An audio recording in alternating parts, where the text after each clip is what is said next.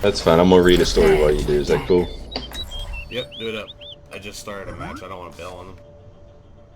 Oh, you're fine, dude. Like 10 minutes, you say? About that.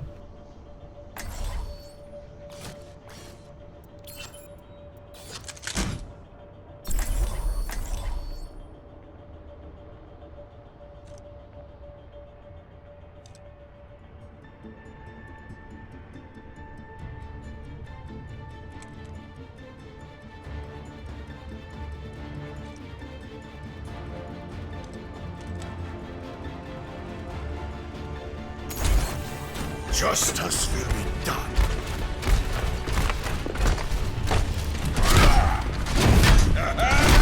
I live for good fight.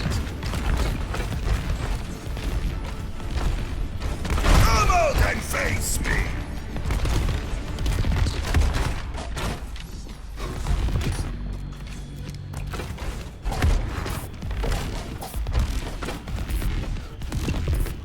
Attack commences in 30 seconds. Strength is one of my finest skills.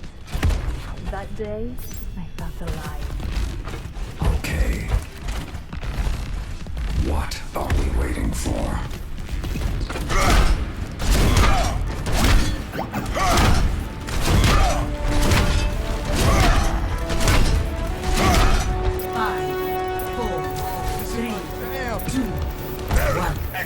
Attack Soldier 76 reporting for duty.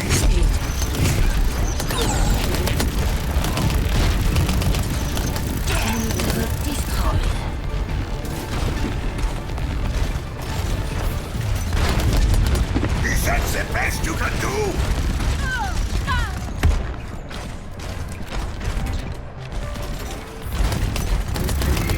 Barrier won't hold forever.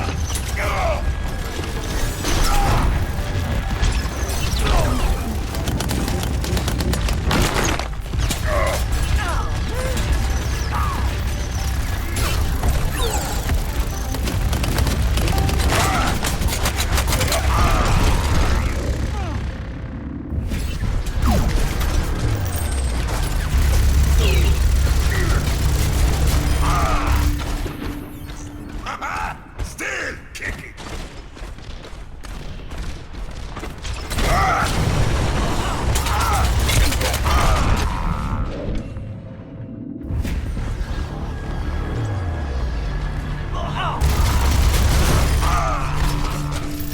Sniper. We're all soldiers now.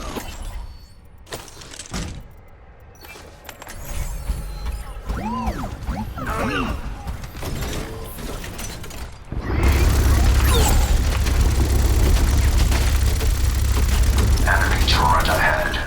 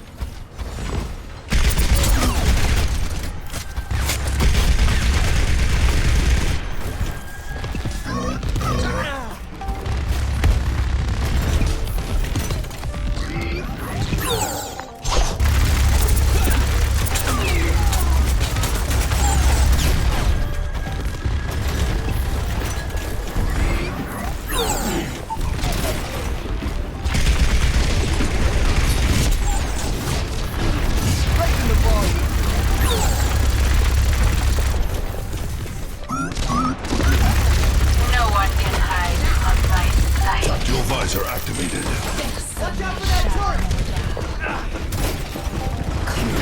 Drop the beast.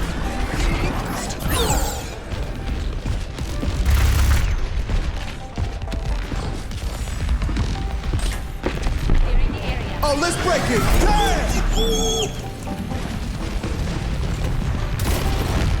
What a great argument. So this book basically disputes or points out all the bad arguments you could make for a situation, right? Like, one that I quite like says, one type of appeal to a relevant authority is appeal to ancient wisdom, in which a belief is assumed to be true just because it originated some time ago. And they're saying this is stupid, and this is why. For example, astrology was practiced in ancient China, one of the most technologically advanced civilizations of the day. This type of appeal is often overlooks the fact that some things are idiosyncratic and change naturally over time. For example, we do not get enough sleep nowadays. Just a few centuries ago, people used to sleep for 9 hours a night. There are all sorts of reasons why people might have slept longer in the past. The fact that they did is insufficient evidence for the argument that we should do so today. Isn't that a cool argument, or fix for that argument? Like, the argument of just because this happened way back then in ancient times, we should do it now because it was done then. When the reasons why we sleep for 8 hours today versus 9 back then may be completely different, you know. That I find interesting. That's a very, very good point. Because, you know, you think about it, sometimes you do assume these things of ancient knowledge to be true just because, hey, that's how it was, right? So when somebody says, oh, well, they used to do it like this back in the day, well, it doesn't mean we should do it that way today. I like that. I like this book. It's a rather cool book. It's a very short book, but it's a very cool book. It has a lot of knowledge packed in a very small amount of area. So it points out all these invalid arguments that people make. And I actually see quite a few of them that I've made, so it's interesting. Or that I've fallen victim to. I'm gonna keep reading it. It's up on like page 14, but I'm reading it. Oh good, I'm reading it while I'm waiting on you, so gives me something to do. I was planning on reading it in the wait queues tonight, see if I can get through the book. I don't read books often, but I do quite like this one.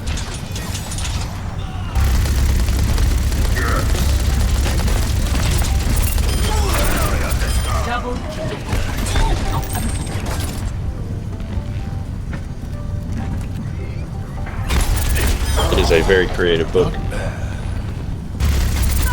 Very knowledgeable author. Did a lot of research on this.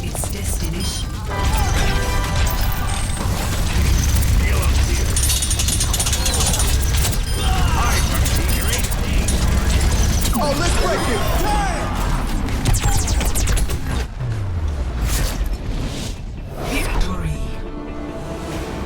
That game was sick.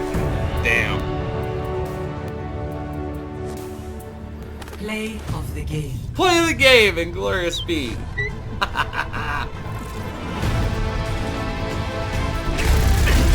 Ah, check this out. Equivocation. I like this.